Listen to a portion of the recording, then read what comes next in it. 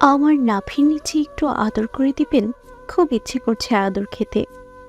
একটু আগেই তো তোমায় আদর করলাম, এখন আবারও আদর করতে হবে। একটু আগে যেটা করেছেন সেটা তো আমায় হয়নি, আমার আবার আদর পাচ্ছে। করুন না একটু আদর।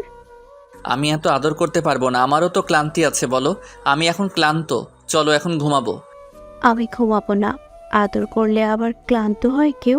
আজ আমাদের বাসর রাত, এই রাতে একটু বেশি আদর দিলে কি হয়? আমি পারবো না। এই তুমি আমার সাথে এমন করছো কেন? কি হয়েছে আমায় সত্যি করে বলো তো। কি হবে? আমার কিছু হয়নি, আমি ঠিক আছি।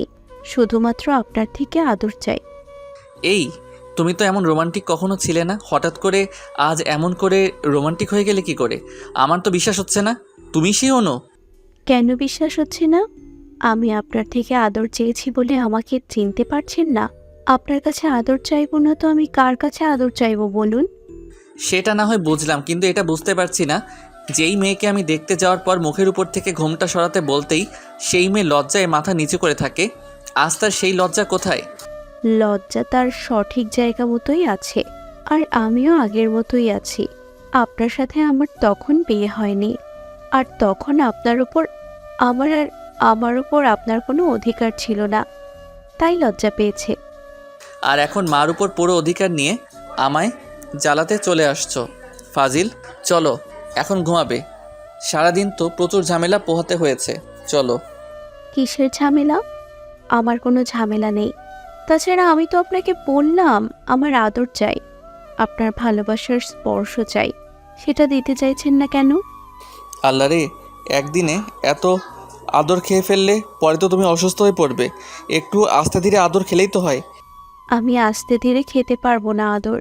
আপনি আমায় আদর করবেন কিনা বলুন। যদি এখন আদর না করেন তবে আমি কিন্তু প্রচণ্ড রাগ করব। অনুর কথাগুলো শুনে অর্ণবের চোখ জোড়া চড়ক গাছ হয়ে গেল। আজ অর্ণর আর অনুর বাসর রাত। পারিবারিকভাবে বিয়ে হয়েছে বলে অনুকে আলাদাভাবে চেনা বা বোঝার সময়টা অর্ণব পায়নি। তবে অর্ণব প্রথমবার অনুকে দেখে আজ করতে পারে যে অনু হয়তো সত্যি কোনো ভদ্র মেয়ে আর অতিরিক্ত লজ্জাবতী। তবে এখন আগের দেখা অনুর সাথে এখনকার অনুর কোনো মিল নেই। অর্ণব অনুর দিকে একদৃষ্টিতে তাকিয়ে আছেন, অনু অর্ণবের দিকে মুখ ফুলিয়ে বসে আছে। অর্ণব অনুকে রেগে থাকতে দেখে অনুকে উদ্দেশ্য করে মৃদু কণ্ঠে বলতে লাগলো, এই পাগলি, তুমি এখন রাগ করছো কেন? আমি তো বললাম তোমায় আদর করে দিব, শুধু শুধু আমার উপর রাগ দেখিয়ে গাল ফুলিয়ে আছো কেন? গাল ফুলিয়ে থাকবো নয়তো কি করব? আমি আমার স্বামীর আদর ভালোবাসা চাইছি, আর আপনি কি না আমায় উল্টোপাল্টা বুঝিয়ে যাচ্ছেন? এটা তো ঠিক নয়। আমার রাগ করাটা একদম ঠিক আছে। ওরে আমার আদর পাগলি বউটা রে, আসো আসো, তোমায় আদর করে দেই। একদম পাগলের মতো আদর করে তারপর ঘুমাবো। পাগলের মতো আদর করতে হবে না, আপনি এখন ঘুমান। আমার সারা রাত আদর লাগবে, আমি সারা রাত আদর খাবো। ওরে বাবারে, সারা রাত আদর করতে হবে তোমায়? বলি, সারা রাত আদর করার জন্য আমায় তো স্ট্রং হতে হবে। আমি তো স্ট্রং না, কি করে তোমায় এত আদর করব আমি? সেসব আমি জানি না। আমার আদর চাই মানে অনেক আদর চাই।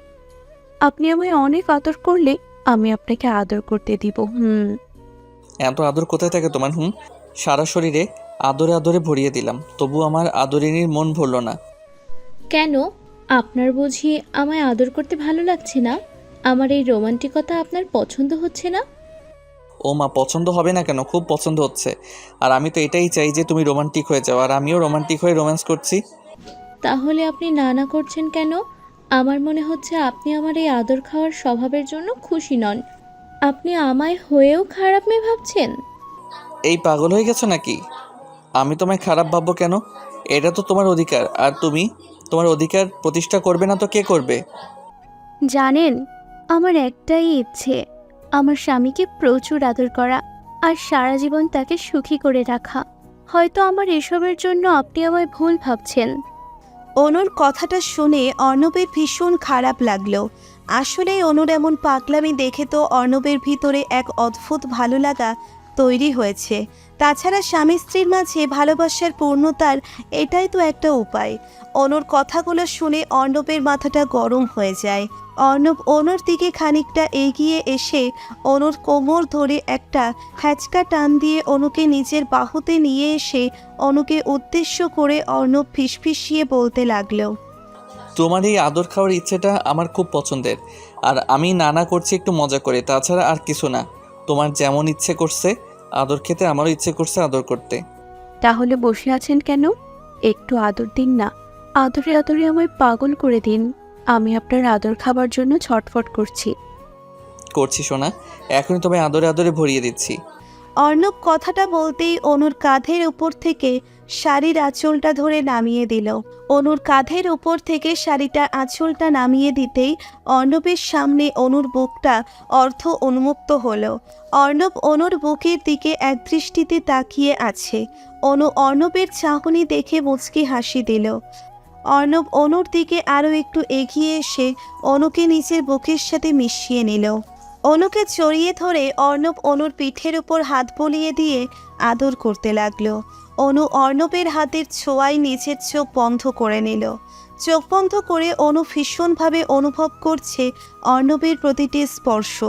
অর্ণব অনুর সারা শরীরে নিজের হাত বলিয়ে দিয়ে আলতো করে অনুকে নিজের বুক থেকে আলগা করে নিল। অর্ণব অনুকে নিজের বুক থেকে ছাড়িয়ে নিতেই অনু অর্ণবের দিকে তাকালো। অর্ণব অনুর চোখের দিকে তাকিয়ে বেশ বুঝতে পারল অনুর চোখে মুখে এক অদ্ভুত নেশা ভর করে আছে। অর্ণব অনুর চোখের দিকে তাকিয়ে নিচের মুখটা অনুর দিকে এগিয়ে দিয়ে অনুকে উদ্দেশ্য করে বলল, আমার দিকে এই নেশালো দৃষ্টিতে তাকিয়ে আছো কেন প্রিয়? আপনার দিকে আমার নেশালো দৃষ্টি পড়েছে, তার মানে কি আপনি জানেন? জানি না, একটু বলে দাও না প্লিজ। এই নেশা আপনার স্পর্শ পাবার জন্য হয়েছে। এই নেশা আপনাকে নিজের করে নেওয়ার জন্য হয়েছে। এই নেশা শুধুমাত্র আপনার আদর ভালোবাসায় কমবে, তার আগে নয়। তাই সোনা, তোমার এই ব্যাকুলতা আমাকে এক অদ্ভুত শান্তি দিচ্ছে। আমি আর নিজের উপর নিয়ন্ত্রণ রাখতে পারছি না সোনা, আমি উন্মাদ হয়ে গেছি। উন্মাদ হয়ে যান, আমি তো এটাই চাই। আপনি আমি দুজন মিলে উন্মাদ হয়ে সুখের সাগরে ভেসে যাই। অনু কথাটা বলতেই অর্ণব আর নিজেকে নিয়ন্ত্রণ করতে পারল না। দম করে অনুর ঠোঁট ছোড়া নিজের ঠোঁটের ফাঁকে নিয়ে অনুর ঠোঁটের স্বাদ নিতে লাগলো। অনু অর্ণবের ঠোঁটের পরশ পেতেই ভীষণ ব্যাকুল হয়ে উঠল। অনুও অর্ণবের সাথে সমান তালে রেসপন্স করছে। অর্ণব অনুর ঠোঁটে চুমু খাচ্ছে আর অনুর কোমরে হাত বুলিয়ে আদর করে দিচ্ছে।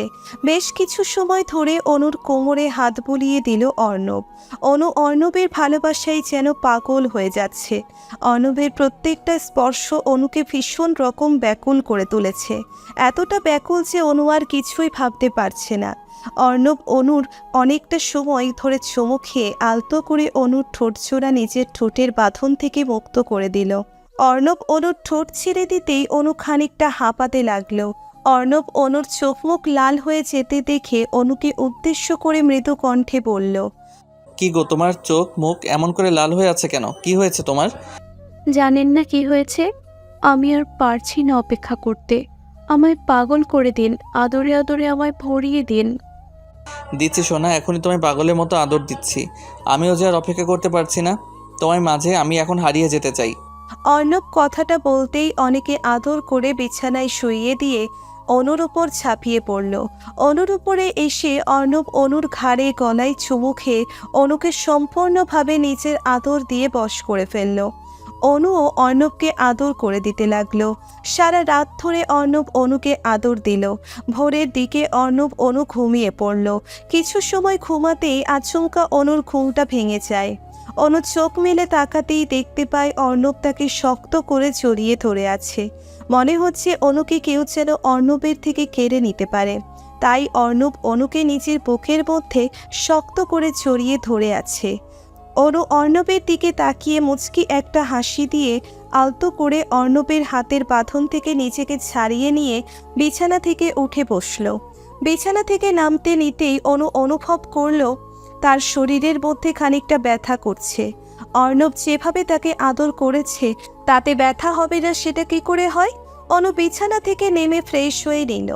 ফ্রেশ হয়ে নিয়ে সোজা চলে যায় কিচেনে অর্ণবের জন্য রান্না করার জন্য। অনু রান্নাঘরে পা রাখতেই দেখতে পায় অর্ণবের বড় বোন আফরা রান্না করছে। আফরা অনুকে রান্নাঘর থেকে প্রশ্নসূচক কণ্ঠে অনুকে উদ্দেশ্য করে বলল, এই অনু, তুমি এখানে এলে কেন? একটু রেস্ট করো, আমি আজ রান্না করে দিচ্ছি। না আপু, আসলে আমার ঘুম ভেঙে গেছে, এখন আর রেস্টের প্রয়োজন নেই। আমি আপনার সাথে একটু কাজ করতে চাই। দেখো পিচ্ছি মেয়ের কথা, গতকাল বিয়ে হয়েছে আর এক্ষুনি ইনি রান্না করতে চলে এসেছে। যাও গিয়ে অর্ণবকে ডেকে দাও, বলো নাস্তা করতে আসতে। আপু, আমি ওনাকে ডাকবো, তবে তার আগে আমি আপনার সাহায্য করতে চাই। আপনি আমায় বারণ করবেন না। আফরা অনুকে দিয়ে কোনো কাজ করাতে চাইছে না। আফরা জানে অনু আর অর্ণব হলো তার ছোট ভাই বোন।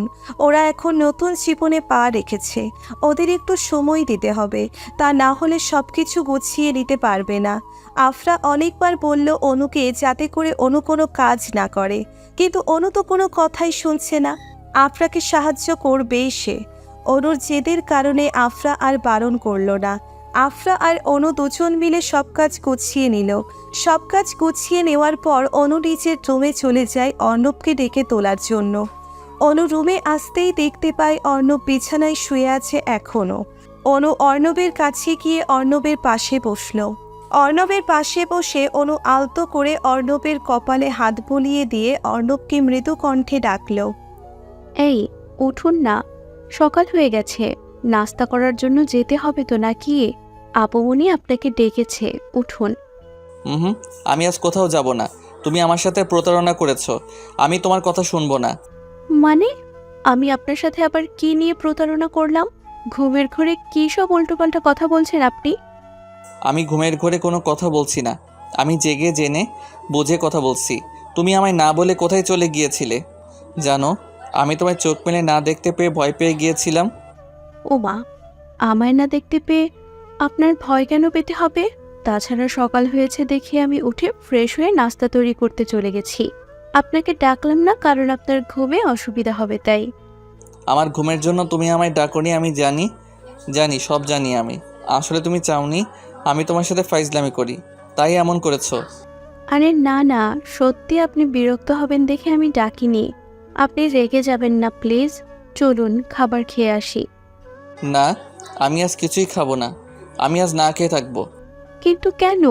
আপনি এমন করছেন কেন বলুন তো? আমি কি করেছি? এমন বাচ্চাদের মতো করবেন না। কেন? আমি বাচ্চাদের মতো করলে কি হবে? আপনি বাচ্চাদের মতো করলে মার দিব। আমি মার দিব একদম। মাইট দিবে মানে? তুমি আমার গায়ে হাত তুলবে? তোমার কষ্ট হবে না আমার গায়ে হাত তুলতে? একটুও হবে না। আপনি যেই পরিমাণের ফাজিল, আপনার সাথে ঠিক এমনটাই করা উচিত। তাড়াতাড়ি উঠুন আর চলুন নিচে, সবাই অপেক্ষা করছে। আমি যাব না, আমি এখন আদর খাবো, আর তুমি আমায় আদর করতে দিবে। অর্ণব কথাটা বলতেই অনুকে হ্যাচকা টান দিয়ে নিচের বুকে নিয়ে আসলো। অনু অর্ণবের বুকে চলে আসতেই অর্ণব অনুর মুখের উপর চলে আসা চুলগুলো পরম আবেশে আলতো করে সরিয়ে দিয়ে অনুর কপালে একটা গভীর চুমু এঁকে দিল। অনুর কপালে চুমু খেতেই অর্ণব অনুর চোখের দিকে তাকালো। অনু অর্ণবকে উদ্দেশ্য করে বলল, এটা কি হলো?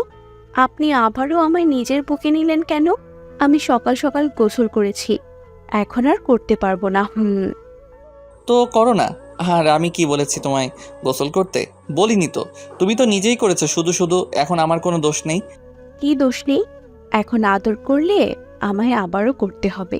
এতবার করলে আমার ঠান্ডা লেগে যাবে। আমি চাই না আমার ঠান্ডা লাগুক। তোমার চাওয়া না চাওয়াতে কিছু আসে যায় না। আমি যখন তোমায় বলিনি গোসল করতে, তুমি নিজেই করেছো। এখন আমার কোনো দোষ নেই, আমি আবারও আদর করব। অর্ণবের কথাটা শেষ করতেই অনু খানিকটা রাগ দেখিয়ে অর্ণবকে উদ্দেশ্য করে বলল, এখন যদি আপনি আমার সাথে না চলেন তো দেখবেন কি হয়। কি হবে? আর আপনার কাছে আমি আসবো না, তখন ভালো হবে তো? ওকে, আসিও না, সমস্যা নেই। আমি তোমায় আমার থেকে দূরে যেতেই দিব না। তো আসবে যাবে কেমনে? অর্ণব কথাটা বলতেই অনুকে শক্ত করে জড়িয়ে ধরে অনুর ঘাড়ে গলায় চুমু খেতে লাগলো। অর্ণবের ঠোঁটের স্পর্শে অনু ভীষণ রকম শান্তি অনুভব করতে লাগলো। ভালোবাসার প্রিয় মানুষটির ভালোবাসা সবসময় পাগল করে দেয়, তবে মাঝে মধ্যে একটু বেশিই হয়ে যায়। অনু তার অর্ণবকে বাধা দিচ্ছে, তবে অর্ণব তো সোনার বান্দা নয়। জোর করেই অর্ণব অনুকে আদর করে দিল। ভালোবাসা আসলেই সুন্দর।